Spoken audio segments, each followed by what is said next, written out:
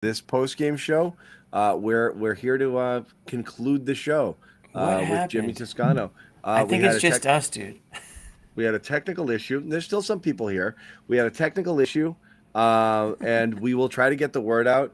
Uh, Stamp, we had a technical issue on my forehead tonight. Just stamp yeah, that on there. yeah.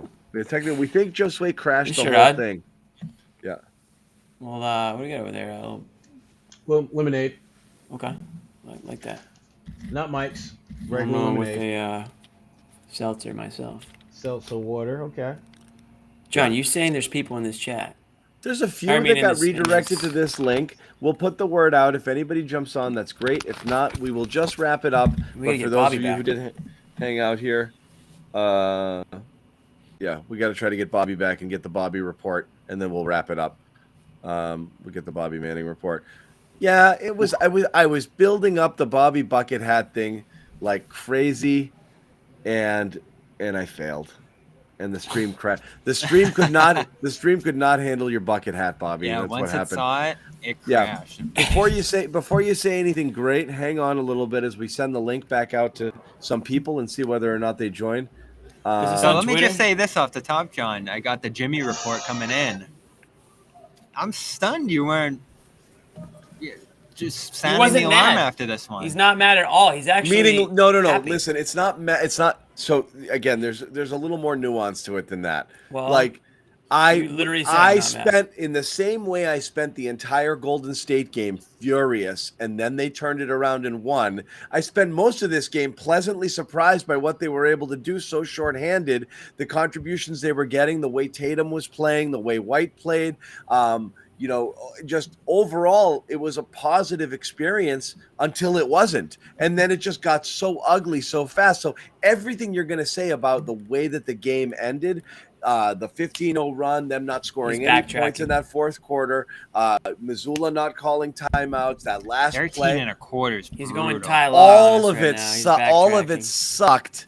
But as I said, I spent most of the night thinking this was a good effort, and then they just friggin' cratered. It was a good effort on defense.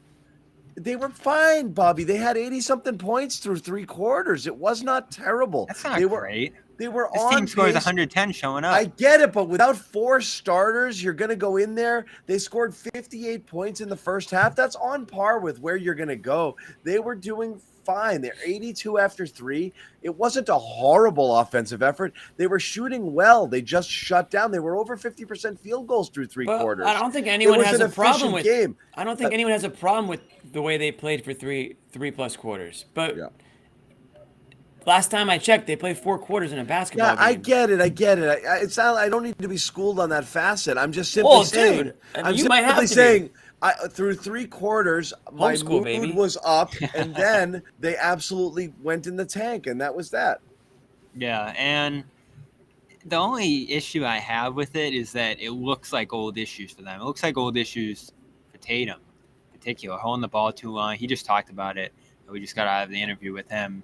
He said if I made quicker decisions, we probably would have won this game, but he allowed the Heat to load up on him.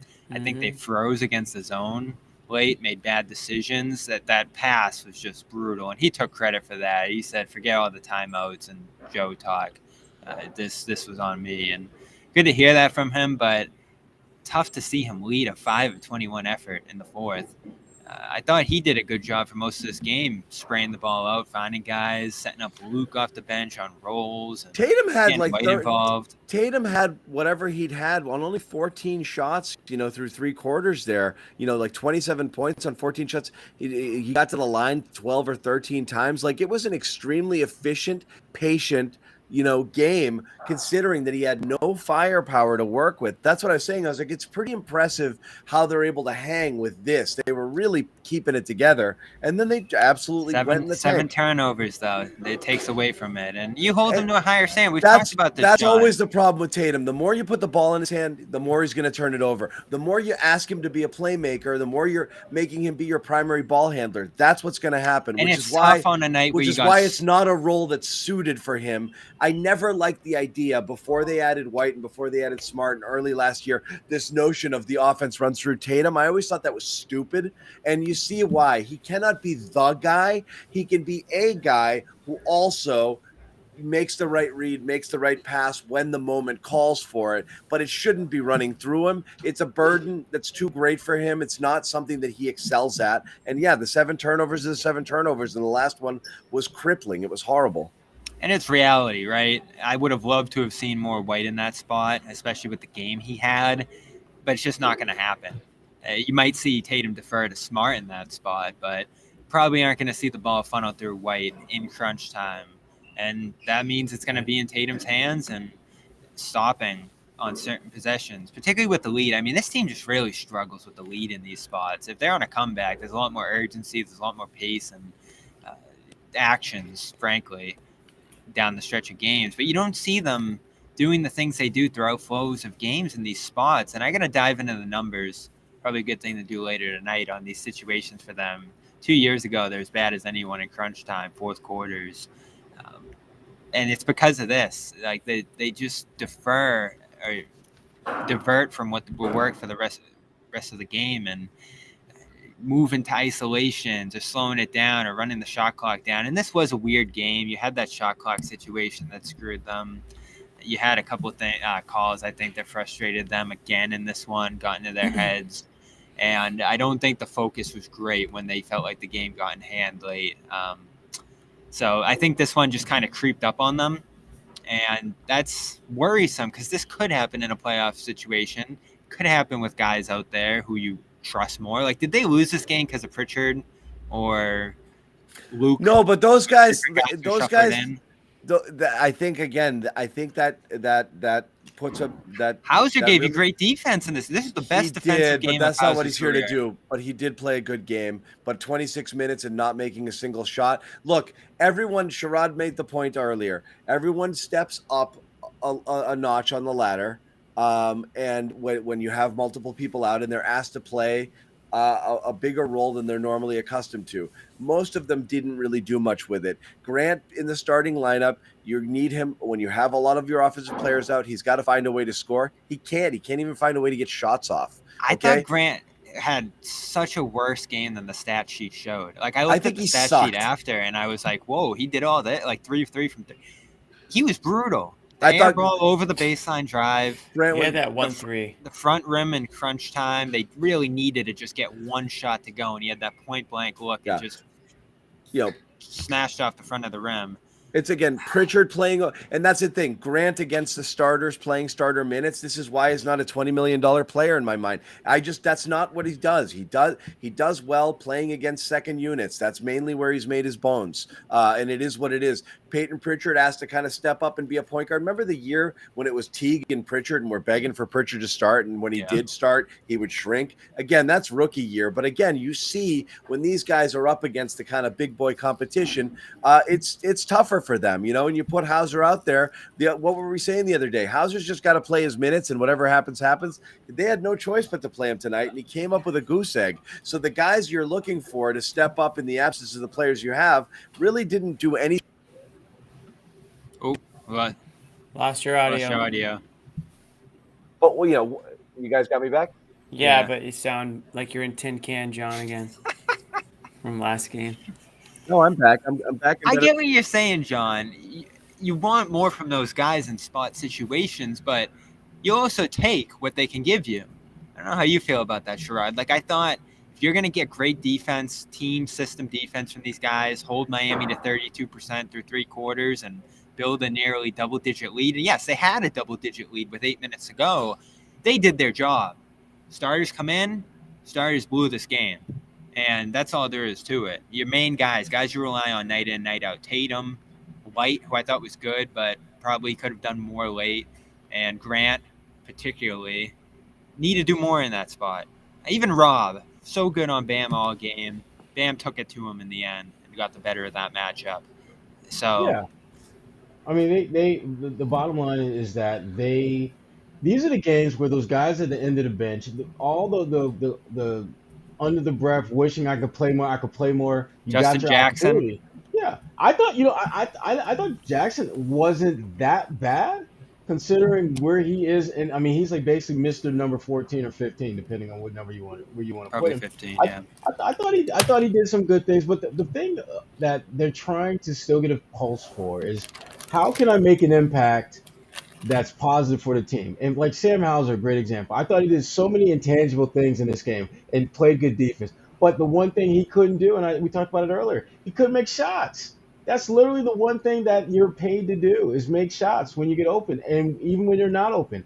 And he has been in this weird funk for like the last month or so where there just hasn't been any kind of flow or rhythm to what he can do. But they need guys to make the most of their opportunities because that's part of the thinking behind having load management. Give core guys a chance to rest and still win games. And those guys are getting those opportunities. They got to be better at that. They have. And this is the key to this stretch here before the trade deadline, which is going to be 15 days away. You look at these guys, you assess them. I'm actually glad that they're giving some guys some rest and putting these guys in frontline positions because you're going to have to make the decisions on whether you can consolidate, which I think John advocated for last time we talked on the thread there, being able to trade a Pritchard and Gallinari or whoever else down there on the roster could get you one more bona fide rotation player, or have these guys around and just roll with what's worked so far. And it really is a tough call because you don't know if who's coming in is going to fit, be productive. And you also don't know, like, you know that Pritchard can give you a spot good night in the regular season, and you feel good about that. And Cornette, Hauser, and all the way down the line, like these guys have given them good minutes. You can't play them in the playoffs. All the way down. Come the line. playoff time, if you It's a thin line. lose a guy, if you lose a guy and one of these guys steps in the playoffs, they might not even go to one of these guys. Yeah, or if they do, you have that's no the thing. clue what you're gonna get. What are you trying to do here? Okay, you're trying to win a title. You're not talking about like this isn't like a Red Sox deal where you trade all of your top prospects for one pitcher in this down the stretch, pay this massive price to try to win that year. You're basically saying to win a title this year with this team, you might need like just a little something more. You're going to let Peyton Pritchard stand in the way of that? That's asinine to me. This is not a coveted asset. If you are going to use Peyton Pritchard and he has value, then trade White or Smart and try to get something big. But if you're not doing that, you trade Pritchard for things that you need. Either a big that can play 15 minutes a game, 18 minutes a game, or a wing who's not Sam Hauser, who can just come in and give you competent minutes. Those things might be the difference between winning and not winning. That's what you need. That this team is nearly, you're not going to say flawless or perfect, but this team does not have gaping holes. You just need to patch up a couple of things and you're done. So like you can't let small little things like that stand in your way. In fact, you're more likely to overpay if you get a guy who you really think can fit here and kind of get you over a hump. Again, like I'm not saying this player, but like everybody wants their PJ Tucker. You need your guy, your glue guy, your Crowder, your last little piece, which is like your PJ Brown. That's what I want. I got my PJ Brown. I'm ready to roll, and You're in, and you're done. That's what. But those you are need. buyouts, though. You need your PJ Brown. You can get it through the buyout market. What I'm saying is, if it's available and the price is Pritchard, you do it without blinking. I would agree with that. Sure. Yeah, right now you look at this roster and say if they're fully healthy, they're going to be the team to beat. You lose one guy, you can probably survive that, depending on who it is, obviously. You lose two guys, you're probably going to be in some trouble here. That's most teams, You're missing three teams. And that's the point, Jimmy. Like, we all try to imagine this perfect Celtics roster that has all the pieces it needs and all the holes are fit. Like, every team has holes, and this team's hole is probably the back end of that rotation, which is, probably an admirable negative to have on your roster. If that's all that's wrong with your roster is like the deep depth, that's fine. Like you have everything you need on the top end for the most part. Well, here's a question for you, Bobby, and everybody else. Where does Gallinari fit in all this? So I asked Joe yesterday about Gallinari, and he joked around that like he's sprinting faster than ever before on the treadmill, and you see him on these trips, and he's pushing hard. He really is. But we've had this conversation. I don't see a timeline where But he are can be they productive thinking? part Do you of this think the team. Okay, that was my question. I mean, do I you don't think the see- Celtics think that he could be back for the playoff run, and that would be the wing depth there? This feels like Gordon Hayward, doesn't it? It They're does. not gonna rule it out. Nor will they announce it's possible, because then people will want it to happen, and then they'll But be maybe disappointed when it they doesn't. know But I more. think I don't know. they're leaving a candle out. They're leaving the door a crack open, and if Gallinari is able to come back, they'll let him. I don't think they're counting on it, but I mean it's it's at the very early part of the best case scenario of an ACL recovery, which is 8 months. If he gets it, he gets it, which gets him back in late March, early April, in time to get conditioned and maybe contribute a little in the playoffs. That's it. Like the door's open, but I mean, I don't think they're counting. So then I don't know if so you then get a you need feeling. wing. So then you need a wing. I think they're sneaky. I think they're There's a prayer. somewhat optimistic that it's possible. It's not a completely shut door. I don't think. I think they think it's possible. Yeah, I think that Gallinari is going to push it to play, and I think they're going to let him. It's not like we're dealing with a guy who's 23 years old here, and they have to think about this career long term. This guy wants to win a championship. What do you think Here's would the have thing. happened? It's not an easy conversation. We've had it. This is such a big year for them. You don't know when the doors this open again. You don't know when the roster's in such a good of a place as it is now. You have picks. You have salaries. If you can find one guy, even if it's a rental like Pirtle, and it seems like they really like this Pirtle idea. You keep hearing about it over and over and over again.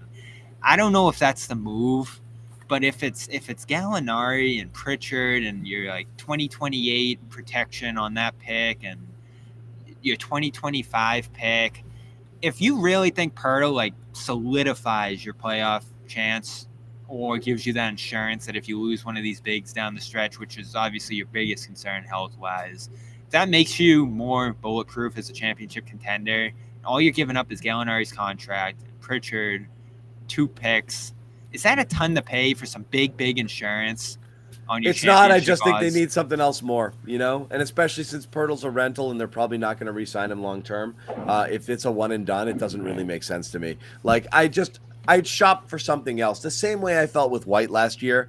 I'm like, everyone's like perfect fit. I'm like, I felt like they needed other things. And it's fine to get, ultimately you want talent, and all they wanted to do was bolster their talent. They needed more NBA players because they didn't have enough of them. So adding him was good in the same way you just added Brogdon. That was the best NBA player you were going to get this year with the pieces that they traded.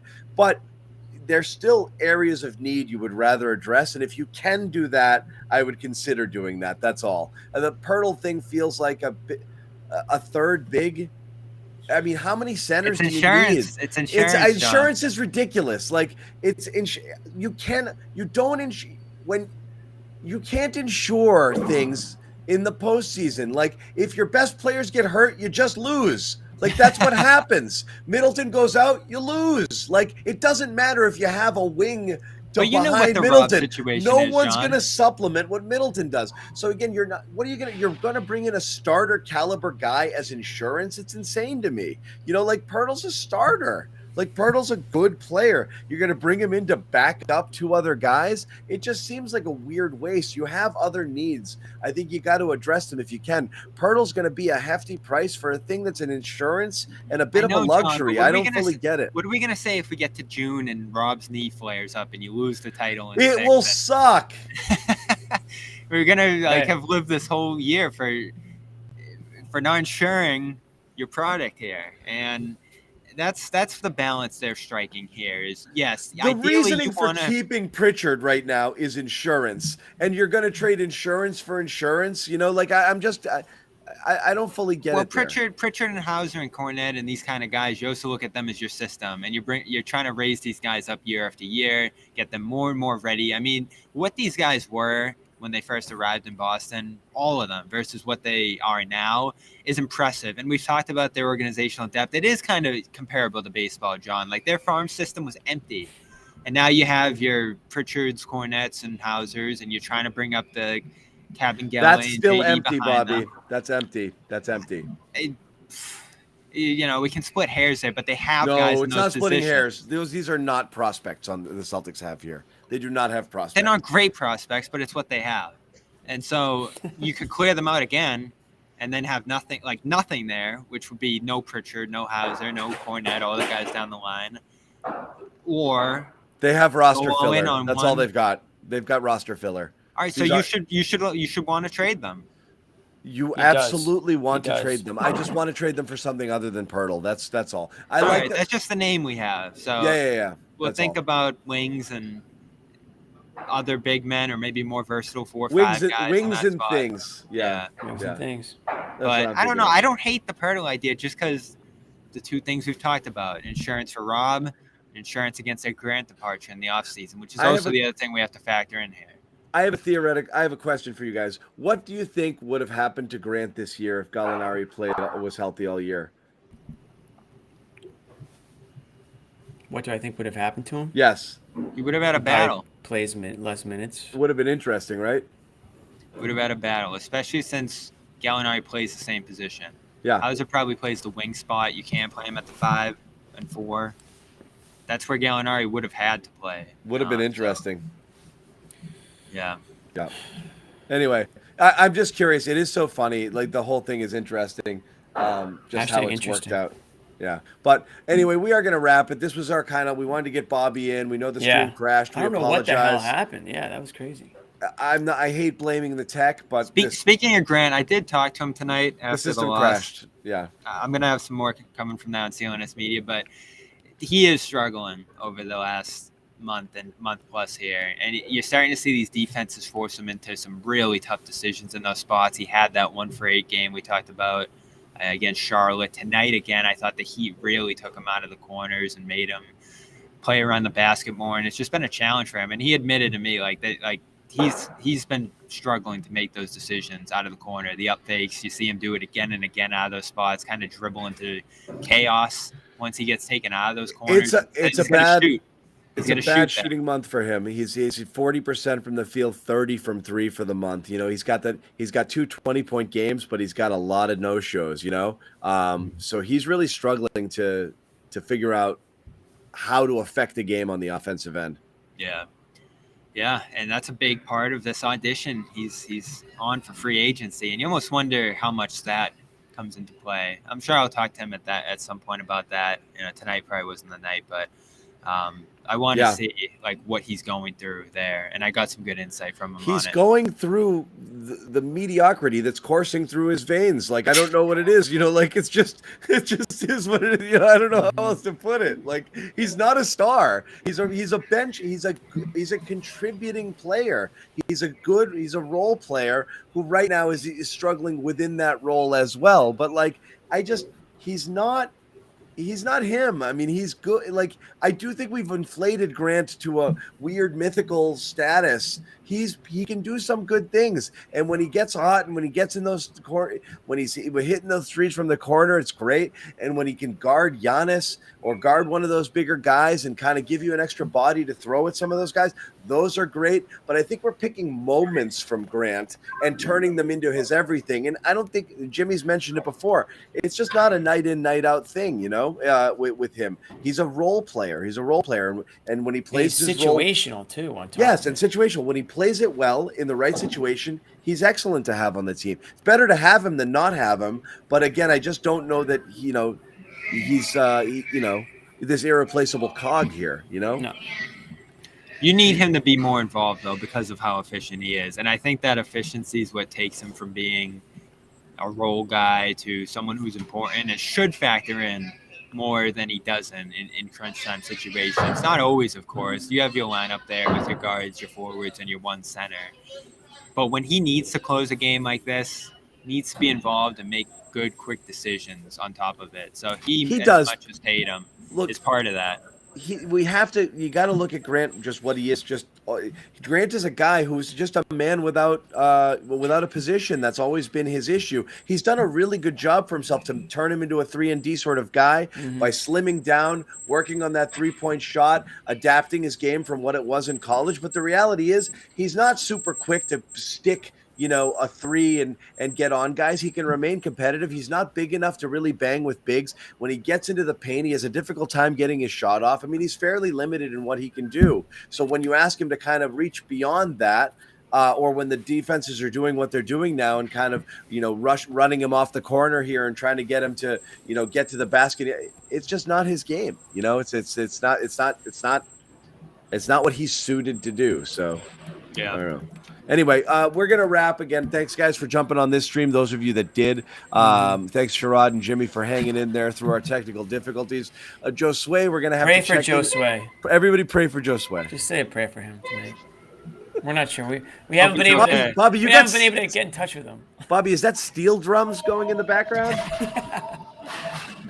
Bobby, what's up tonight, man? I hope so. I need a show. I don't know, Jimmy. Have you been down here? I usually been in and out. I got the whole day tomorrow, which is gonna be great. Oh wow, you lathering up? You get the SPF going? As Jimmy likes to say, the cream cheese. I checked cream cheese. I checked into the golf course this morning, which was great. Played pretty good too. Had like 3 or 4 pars. Wow, Really? I love that. Yeah, it was an easy course, but again, I didn't know you were a mini golfer. It was borderline mini golf. It was a par 3, but felt good to be out there. Had fun. There you go. Hey, mini golf is good. Hey, I finally got a burner. Hey, we saw that 2 days ago or yesterday, I guess. It is pies. Nice. All Very right. good. Everybody pray for Sway. Sway thought it was actually you. He didn't know the joke. No, I was legit out. I was out. I was entertaining. The 5 o'clock game threw me. Anyway, thanks guys for hanging out. We're back on Thursday. All of these knuckleheads will be back at the Garden, doing their thing. Celtics. Knicks Celtics, always fun. Randall had himself a little bit of at least a good early start to tonight's game. I'm not sure how that ended. They ended up winning, I think. Nice. Right? Good for them. They did. They beat the Cavs. He had 36. Yeah. Wow. Lakers and Nets after that. Bobby needs an apology, Cam, for Randall, who we wrote off last year. He's been much better. But anyway, sneaky top 10 scorer, yeah.